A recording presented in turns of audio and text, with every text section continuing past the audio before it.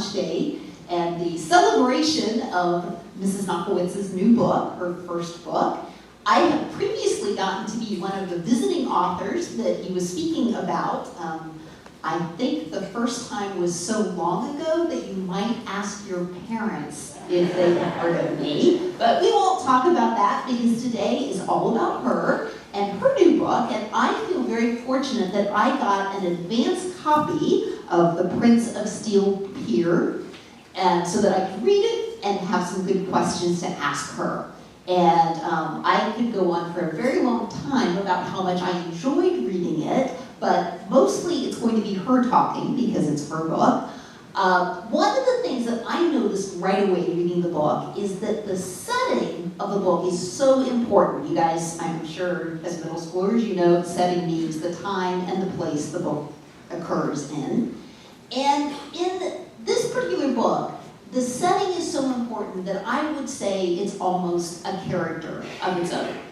And you really get a sense of what Atlantic City, New Jersey in the 1970s is like. And I know from reading the author's note at the back that some of the experiences, some of the descriptions that she puts into the book are based on her own childhood. And that made me realize she's definitely an expert on that and could speak very authoritatively about it. And I also grew up in about the same time period, but I grew up in rural Ohio, very different from Atlantic City, New Jersey. So it was great for me to get introduced to that different time, well, not a different time period, but a different setting. And since you all are not only growing up in a different place, but also a different time, I wanted to ask Mrs. Nockowitz what she wanted to emphasize, what she wanted you to take away about that time and place, and how hard it was to convey what she knew so much about to the readers who I'm sure all of you will soon be enjoying this book. So if you would answer that question, go ahead. Okay, so yeah, I didn't grow up in Atlantic City, but I spent a lot of time in Atlantic City as a kid. And I did draw on my childhood memories of Atlantic City for the book. And I want to give that some context, so I'm going to show some slides to give everyone some context. So here we are in Ohio, and this book takes place in New Jersey. Okay, it's not that far from Ohio, you can see. The only thing in between is Pennsylvania Turnpike. And New Jersey is right there on the East Coast. If you're not familiar with New Jersey, the red dots, you can see where New York City is up in the northern part of New Jersey. And then in the southern part of New Jersey, that's where Philadelphia is. Well, Philadelphia's in Pennsylvania, right across the river from Camden, New Jersey, which is where I spent the first 3 years of my life. I was born in Philadelphia. And then we moved to Cherry Hill, which is the other red dot, right there by Philadelphia. But my father and his family they lived in Atlantic City. And that's over there on the coast. You can see the arrows pointing to it. So that's to give you an idea of what New Jersey is like. And you know, when most people think of New Jersey, they think of New York City. But there are a lot of people from New Jersey who are actually Philadelphia people, and I'm one of those Philadelphia people. And Atlantic City, this is kind of what Atlantic City looks like today. Okay, it's got the boardwalk right by the beach, by the Atlantic Ocean, and all those high-rise casinos.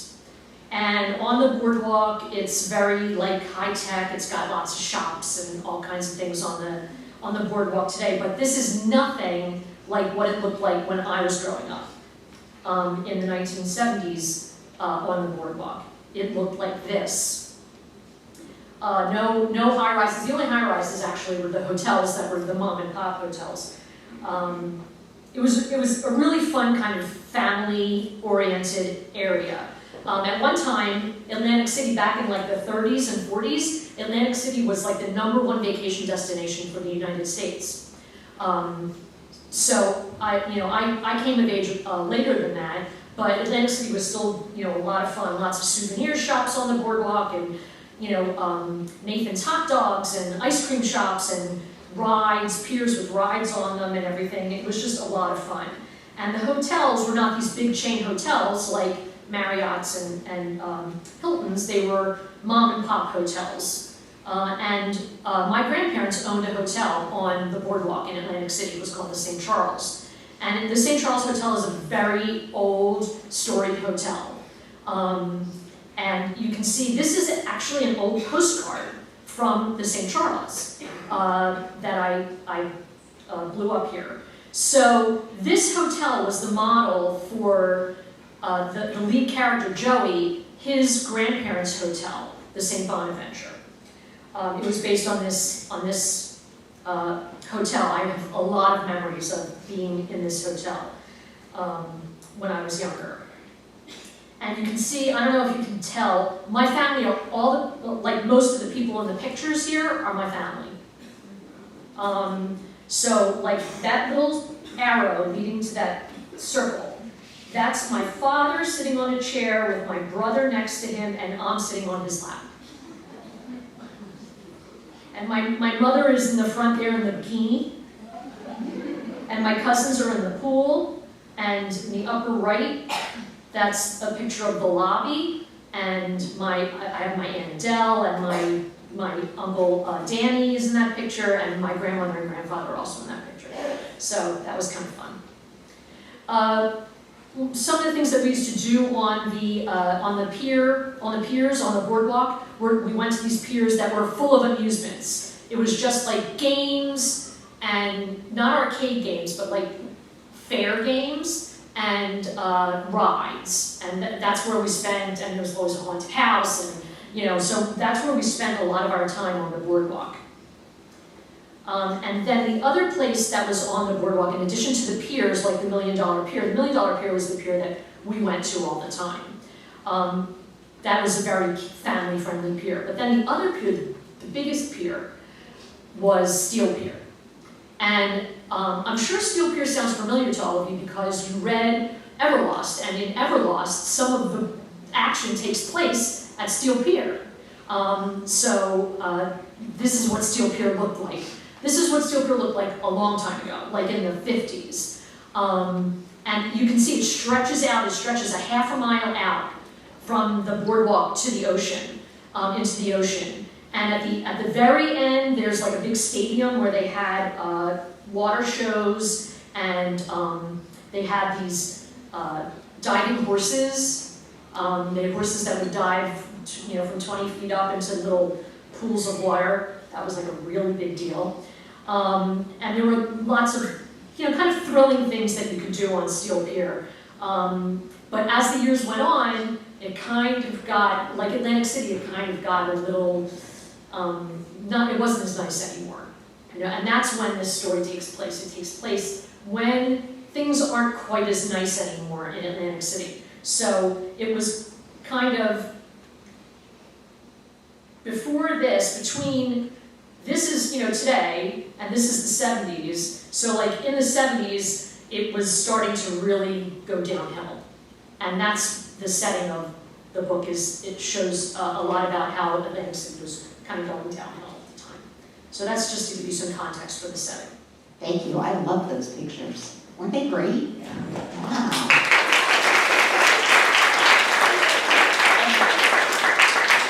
And I like seeing that postcard. I don't know if you know, but Mrs. Nockowitz's family is here, including one of the people who was on that postcard. And I don't know if she wants me to point it out. If she's okay with it, she says no. So, you can maybe, okay, she doesn't want the attention on her. She wants it all on her right now. So I won't say anything else, but I just thought that was very cool. In the book, Joey, the main character, isn't quite sure who he is or who he wants to be. He isn't quite sure if he wants to be who his family wants him to be, or maybe who his friends want him to be. There are a lot of questions about who he is in that book, and I'm sure that is something that any kid growing up anywhere can relate to. it's kind of hard to talk about this maybe without giving spoilers about the book, but I will throw this question to you. Do you want to talk about the challenges that Joey faces? And did you experience anything like that when you were a kid? That's a good question. Things are tough for Joey in a lot of ways, and one of them is because he's the third of 4 brothers. He has 2 older brothers and a younger brother, and he's kind of in the middle. And so he doesn't really know where he fits in his family. And sometimes he feels like his voice just isn't being heard by his family. He kind of gets drowned out. It's a big family. It's a big Jewish family. They're, very boisterous, loud people, and Joey's not like that. Joey's much quieter. And so he doesn't really feel like he has a voice in his family. He doesn't, he feels like he's kind of overlooked. So he's also starting to think about some really big things in his life, like whether he believes in God, and that's really important to him because being Jewish is really important to him. He feels like, well, if I don't believe in God, because he's not sure if he does, so if I don't believe in God, then, how can I be Jewish? How can I be a good Jewish person if I don't believe in God? And that's really tough for him because being Jewish is kind of all he knows. That's really an important part of his identity. So I'm sure a lot of you have, part of your identity that you feel is really important to you, and if you started questioning part of your identity, then it would make things kind of rough for you. And I'm sure a lot of you are going through that. When I was Joey's age, I was definitely mixed up about who I was, for sure, and where I fit in. And at that age, I moved from private school to public school in 7th grade. And it was a really, really difficult transition for me from private school to public school. You guys are very lucky that you're in private school. Public school is very different, and it was a big school, and I just felt lost. So that's kind of how Joey feels, a little lost. The first 2 are very serious questions.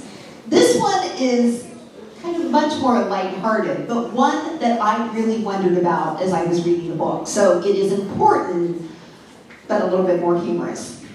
Skee-ball, which, for those of you who don't know, is a game where you kind of toss a wooden ball and it goes into a hole and it kind of has to jump over some obstacles and is very common at places like Atlantic City, or was in the 1970s.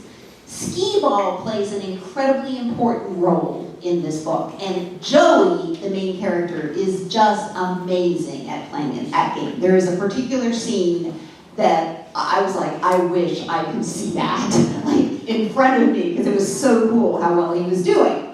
So my question is, are you equally good at skee-ball? And if so, would you like to share any tips with people? Oh, sure. Well, you guys can play skee-ball. I know they have skee-ball at Pins, There might be other places around that have skee-ball, but my skee-ball skills were much better when I was younger. I was never as good as Joey is. Joey's could go pro. But I was like an 8 out of 10, maybe, when I was younger. That's because we played a lot. But no longer. But anyway, the key to skee-ball is you have to get into a smooth rhythm. That's the key to skee-ball. You can't jerk your arm forward. You have to, get into that rhythm, make it a smooth motion as you're releasing the ball onto the alley. So that's my tip. That's good to know. So if any of you go to Pins, that's good information. Yeah, anytime soon. So the next question is probably the most serious question on here. I know from hearing Mrs. Nockowitz talk at another event before the book was out. We were at an event up in Northern Ohio where there were lots of authors talking about their books. She mentioned that one of the reasons she wanted to write the book, one of the reasons she wanted it to be available to kids, was to show kids life as a Jewish person, or as a Jewish kid, that was outside the context where you were most often exposed to it in books. And I think you can all probably think of books about the Jewish experience during a very sad event in history, the Holocaust. And obviously there's a lot more to life as a Jewish person than having that one experience, that very tragic, horrible experience. And so I wanted to ask why that was so important to you, kind of how you saw your audience. Were you wanting to have it be about Jewish kids more for Jewish readers, or more for people who maybe aren't as exposed to anything about Judaism? Kind of explain all of that context. Sure. Well, part of my answer to that comes from being a librarian. And it's really important to me that all kids, when they come into the library, they can choose books on the shelf that represent them, that they feel they see themselves in those books. That's really important.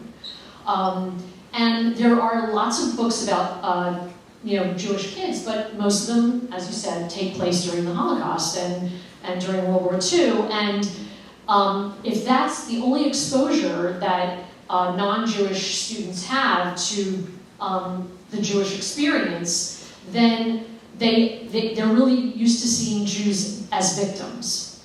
And we're not. That's not who we are. There's a lot more to the Jewish experience than just the Holocaust. And so it was important for me to get a book out there that would show the Jewish experience in a way that wasn't connected in any way to that horrible event. And I think it's important that people see that Jews are very strong people. We're strong, we're family oriented, and there are so many anti-Semitic incidents in the world today. And of all the religions, the most incidents of hate crimes are against Jews, of all the religions. In America, in 2021, there were something like 2,700 reported incidents of anti-Semitism in the country, and that's just what was reported, and that doesn't count online things. My daughter, who was here, she wrote about doing like this really deep dive online into all these anti-Semitic websites and everything, and it was really kind of shocking and horrible. So I don't want people to just know that side of who Jewish people are, because that's a false narrative. I want people to have the real narrative, and I want Jewish kids to be able to be proud of who they are, and to know that there are authors out there who are representing them. So that's why that was important to me. Well, I think you accomplished that very well in the book. Thank you. That the sense of family and the commitment to family was really wonderfully done. Thank you. So your family should be proud too. Throw that out there as well. And I can speak to that from the side of not being Jewish, that I grew up in an area where there weren't any Jewish families. I didn't know anybody until I went to college. I didn't know anybody who was Jewish, but I felt as though I had, because I read a lot of books with Jewish main characters, and they had really informed me. So the first time I heard somebody make an anti-Semitic comment, I was like, no, that's not true. And so I think your book will serve a very important purpose in that, reaching all sorts of different types of kids. Well, thank you. That's a very good thing. So the next question is that every writer writing a book has not just the story that's in the book, but the story about the book, how it came to be, where the idea came from, what the writing process was like, how hard or maybe easy it was to get that book published. And so it would be wonderful if you would share that with us now. Sure. I can't talk about the book without telling a little bit about what came before the book. So then I go over here and do a couple more slides. All right, so this is me when I was a little girl. This is Mr. Arnold's favorite picture of me. I know, right? Mr. Arnold? Right. You can see I have quite an attitude already as a little girl. This is actually at my grandparents' house in the Atlantic City area, and this is the house that you will, when you read The Prince of Steel Pier, this is Joey's grandparents' house. And everything, you know, a good deal of the story takes place at that house. So you can see I think I was about, I don't know, how old was I in this picture, Mom? About 3, 4, something like that. So this is like 1971 or something like that. And I'm, you know, just this very, I have a real attitude, you know. But I was a regular kid. I was a regular kid. I went to sleepaway camp. Camp was a very important thing in my life in the 1970s and 80s. It was really important to me because it was a Jewish camp and all the campers were Jewish. And so I got to spend the summer with all Jewish kids, and you know, it was just a really wonderful experience. You know, and I also went to Jewish school until I was in middle school. So this is, yeah, I know, I look pretty funny there, don't I? It's a little skinny little thing. But I'm still friends with some of these people too. So that's what's kind of cool about camp. But I was just a regular kid. You know, I loved playing tennis and ice skating, and particularly roller skating. Roller skating was what my friends and I were really, really into roller skating. And that's what we would do all weekend. We would go to the roller rink and we would just roller skate all, you know, for hours. And then the other things I did back then were I read all the time and I wrote all the time. From the time I was about 6 years old, I've been writing. And I started reading even earlier than that. And my family would make fun of me because we would go on vacation and I would like get my book and go into the bathroom. Everybody else was asleep and I would go into the bathroom and close the door and turn on the light and read for, you know, for hours while everybody else was asleep in the hotel room. And of course, while I was reading, these were 3 of my absolute favorite books. And you can check out any of these books from the middle school library. Are You There, Gatsby, Margaret, A Wrinkle in Time, and From the Mixed Up Files of Mrs. Baisley Frankweiler, which some of you might have read in lower school, actually. That was one of my favorite books also. So I was absorbing all the things that the authors did in these books, the way that the books were written, how the plots were structured, and how they wrote dialogue between the characters, and so I decided, you know, that writing books was what I wanted to do. So then I wrote my first book, and it was called Herbert C. Nome, Stranded in New Jersey. And I wrote it when I was in 4th grade. I did not draw that picture, okay? I wrote the book inside, but I did not draw that picture. Someone from my dad's office drew that picture.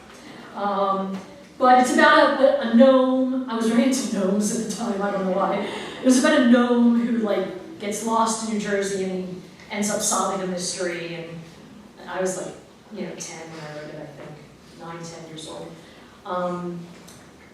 But that was my first experience writing a book. And just having it, and I still have that book. I actually have it up in my office here at school.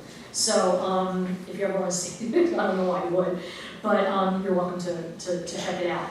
But that's how I got started in writing. And I just wrote, I always wrote. I just wrote through middle school, high school, college, and into adulthood. Now, I was always told to write what you know, which is kind of what you were saying before. That's kind of true. You should, you know, it's easiest to write what you know. So what did I know about? I know about New Jersey. I know about being a Jewish kid. That's my brother and me at camp. I know I know about, you know, experiences of kids that age. And I'm from Philadelphia, so I'm a major Philadelphia sports fan. So what do I know? That's what I know, and that's what I write about. So you'll see in the book that Joey is a big Philadelphia Phillies fan. So I wrote what I knew. But writing The Prince of Steel Pier was a long journey. I started writing The Prince of Steel Pier in the winter of 2017. I didn't finish the first draft until the summer of 2018. So it took me about a year and a half to write the first draft of The Prince of Steel Pier. And then I went and did revisions. And when your language arts teachers ask you to revise something, it's not for nothing that they're asking you to revise it. They're asking you to revise things so that your meaning is clearer of what you're saying, okay? And that's what I had to do. I wrote the book and I thought, oh, well, I'm saying everything I want to say, and I'm saying it perfectly, which is kind of what, people think when they handed a paper to their language arts teacher. They're like, no, this is great. I know exactly what I mean. But other people don't know exactly what you mean. So you have to revise. And as you can see, I revised for almost 2 years. I revised my book for almost 2 years. And part of that revision was through a contest that I was part of. It was called Pitch Wars in 2018. My book was chosen out of thousands of books to be, I was mentored by some other writers to revise this book and make it better. Then I got an agent, and that's really important if you want to publish your books traditionally, like I did, like Ms. Haddix does, to have an agent to represent you to the publishing industry, and she helped me revise it too. And so in July of 2020, I finally sold the book to the publisher. And so my book was out to publishers, my agent sent it out to publishers 15 months earlier. It took 15 months to sell this book. Now some people's books sell in no time. My book took 15 months. Okay, so I'm one of those kind of stories. Not a Cinderella story. So then I did more revisions, because then the publisher assigned me an editor, and so then I did more revisions, and believe it or not, you can just keep on doing it. You can keep on revising until it's actually as perfect as you can get it. And today is the release day for the book. So,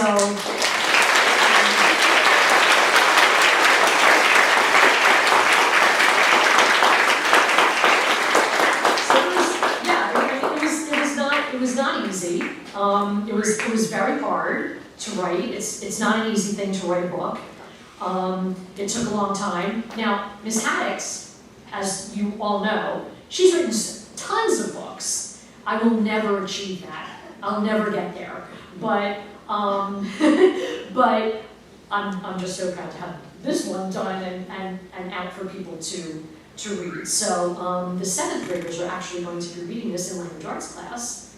And the 6th and 8th graders, you can order it online, order it from Prologue Bookshop, or come check it out at the library, which we'll have a couple copies in the library. So that's just a little bit about what it took to write that book.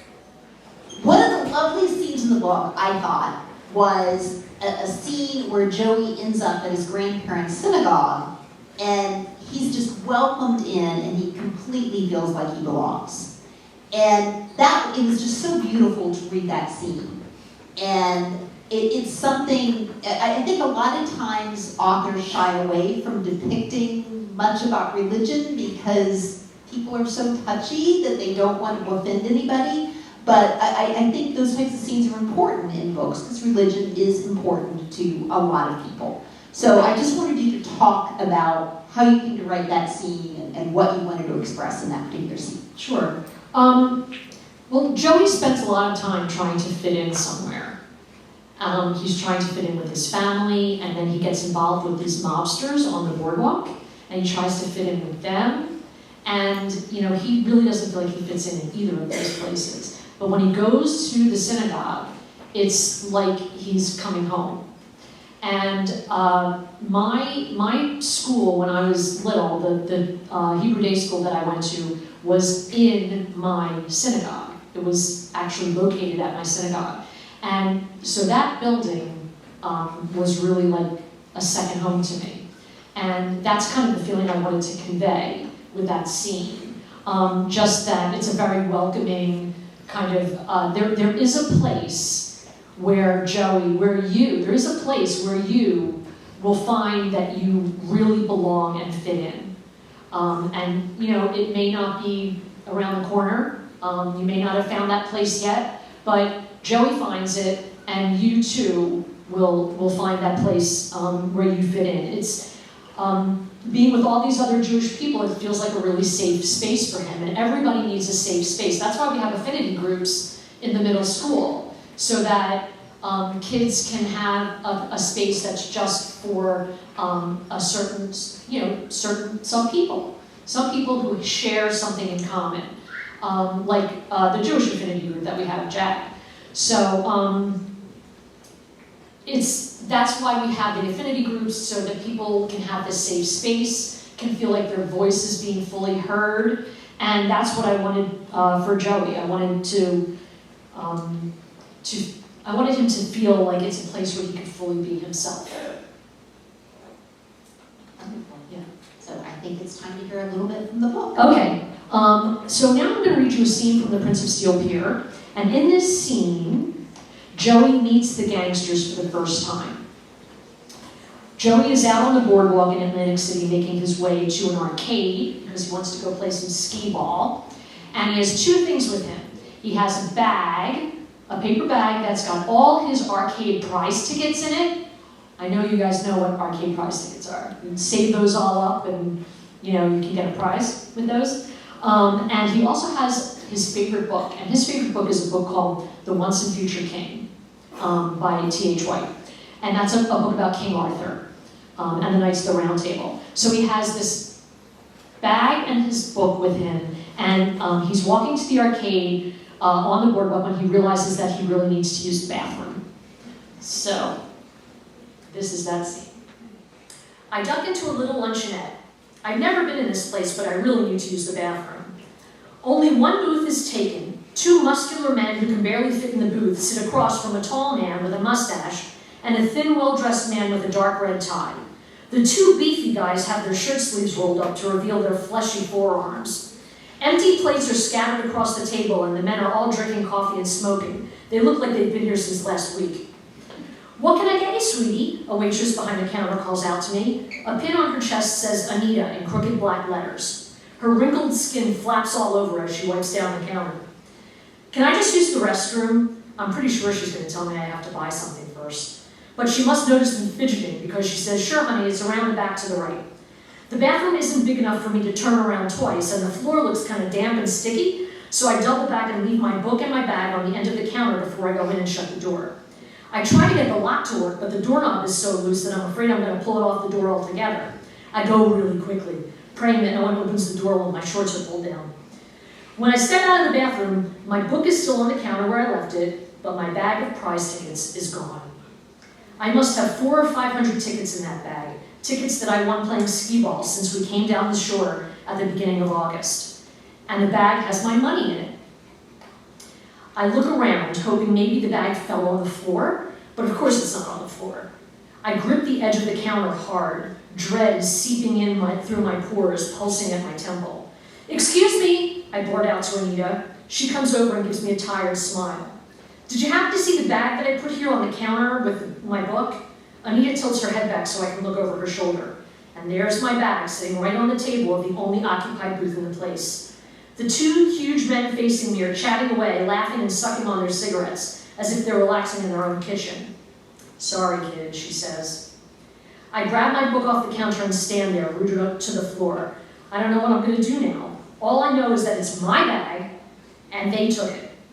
I don't even realize that I'm making a decision until I approach the booth. I stop in front of the four men.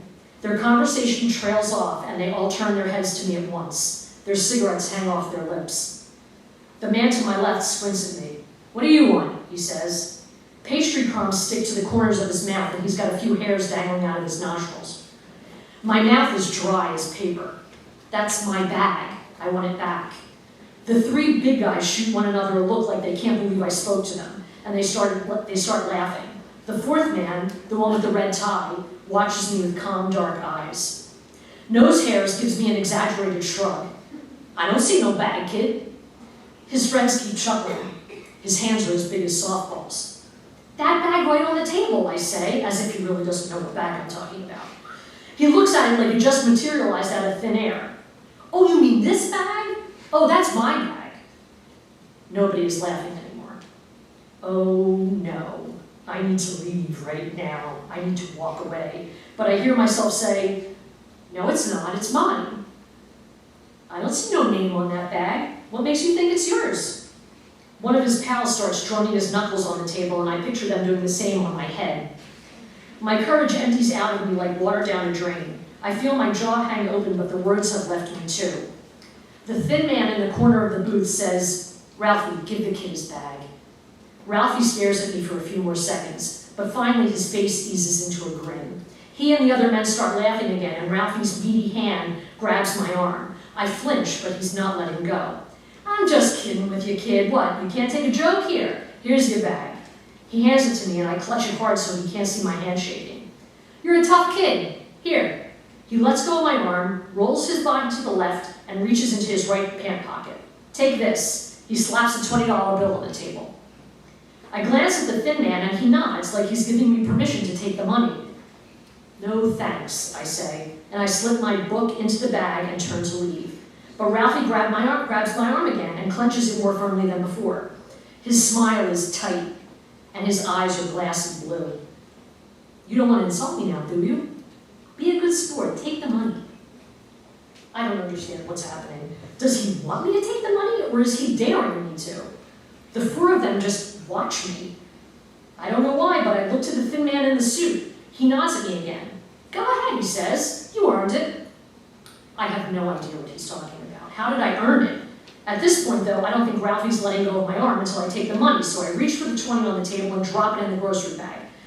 As soon as I do this, the four of them start chuckling again, and like this is some comedy act. Somehow that 20 weighs down the bag like river rocks. Ralphie finally lets go of me, and I know I've been dismissed. The walk to the door is 1,000 feet long. The sun pours through the door's glass, and I squint hard against the glare. It's like I'm stepping out of a cave after a long sleep. I barely get onto the boardwalk before I feel vomit burning the back of my throat. I sprint to the closest garbage can. Now, I want to give you the opportunity. We have about 5 minutes for some questions and answers. And if you want to ask Ms. Haddix a question, you can ask her a question too. So, who would like to ask a question? Z, why don't you ask your question? Stand up, please, and ask your question. So is it like mafia or gangs? It's like mafia. And Italian-American mafia? You know, that's a really, really good question. And when I wrote the book, he asked if it was the Italian mafia. When I wrote the book, I didn't really have in my head, like, which mobsters they are. They were just mobsters on the boardwalk. But, and I tried to make them as kind of, you know, not part of any ethnic group as possible. And an editor actually asked me about that. She said, you know, you have to avoid Italian stereotypes. And I said, well, I don't say that they're Italian ever. And I don't say that they're Irish, and I don't say that they're Jewish, and I don't say that they're anything. So, but that's a very good question. That was something I had to be very careful of when I was writing the book. How are you an angry mafia? Right, I don't know. Sure. Anybody else? In the back, I can't see who's asking. Is that Mahika? Yeah. Was there anything that, any obstacles that you occurred while you were writing the book? Any obstacles? Yeah, the obstacles were I had a full-time job. That's the biggest obstacle. And not only that, but I'm also in graduate school. So I had very, very little time to write. But that was probably my biggest obstacle, finding time to write. So, you know, I spent my summers writing and whatever time I could get at night writing. And luckily, I was lucky because my kids are grown, so they were out of the house and I didn't have to like drive them to, you know, whatever. So that was the biggest obstacle, for sure. I can't see who's, I'm sorry, I had my, is that Kenneth? Yeah. Yeah. If your book doesn't do well, then you make a second book. Well, Miss Haddix writes a lot of sequels. You write a lot of sequels, right? You could too. Well, I don't have any plan to. The next book, I've already written my second book, and it's an entirely new book. I don't have any I don't know when that'll ever get published. I'm not sure if it will. But I guess if enough people ask for a sequel, I guess I would be forced to write a sequel. But I'm not sure right now if I want to do that. It's kind of a standalone story, you know. So, Z, you have another question? Oh, so. Oh, Penn, yeah. Do you think other people should like write books? Absolutely. I think that you're at the perfect age to start writing books. I'm telling you, you're at the perfect age because you have a really good command of the English language now. You're not so young that you don't have a good command of the English language, and you are surrounded by people who can help you become a better writer. You have your language arts teachers, you have your librarians, Ms. Price and me, and you have authors who are right around the corner, like Ms. Haddix. You have so many people who can help you. And I think it's really important that you learn young. If you want to be a writer, you start writing and just practice, practice, practice. That's what it comes down to. Yes, in the corner, who is that? Olivia? Olivia? Okay, I can't see. You know what? There will be 2 copies of it in the middle school library. The 7th graders are going to be receiving their own copies. There will be 2 copies in the middle school library, but you're also welcome to order it if you'd like your own copy. You can do that. So that's another thing to do. Yes, sir. Max. I like the contrast on the language, but is it meant to be young adult or? It's really a middle grade book. It's meant for kids in like grades 4 to 8. Yeah.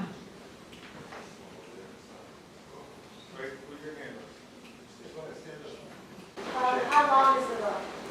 The book is 240 pages, but actually it's less than that because there's also the author's note at the end and the acknowledgments, so it's probably, I don't know, 235 pages, something like that. But you'll want to read the author's note. The author note is important. Is that Audra? Yeah. How old is Joey? Joey is 13. He had his bar mitzvah. He already has bar mitzvah. Isha? Is there anything that like completely cut from the book? Excuse me? Is there anything that like completely cut from the book? Yes, things got completely cut. Really good question. Actually, an entire character was cut. Joey's mother is in the book, and Joey's uncle, his mother's brother, is in the book. And when I first wrote the book, there was also a sister. They had a sister. And her character got cut completely. Why do you think that was? That was Mrs. Platt. Why did we cut that character? Unnecessary to move the story along. That's why. She was unnecessary to move the story along. One more, right in the back. All the way in the back. In front of you, Karen. One more. Stand up, Devin.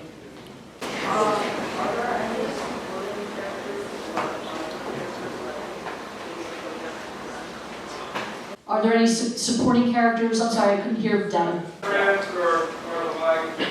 Well, the supporting characters are, he does make a friend in the book, a girl, who he gets a major crush on, and she's the other kind of main character. And then the other characters are mostly adults. It's the gangsters and Joey's family.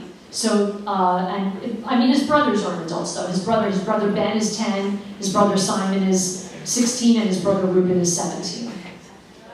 If you're a teacher or a student who ordered one already, then I have it for you. So you can come get that after the assembly.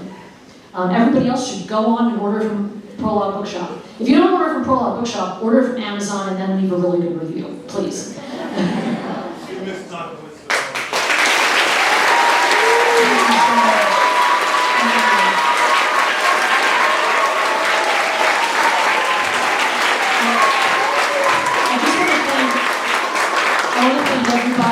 I want to thank everybody who's here. I want to thank my friends who are here, who came from far and wide across Columbus to be here, and my family who came from far and wide across the country to be here. And I love you.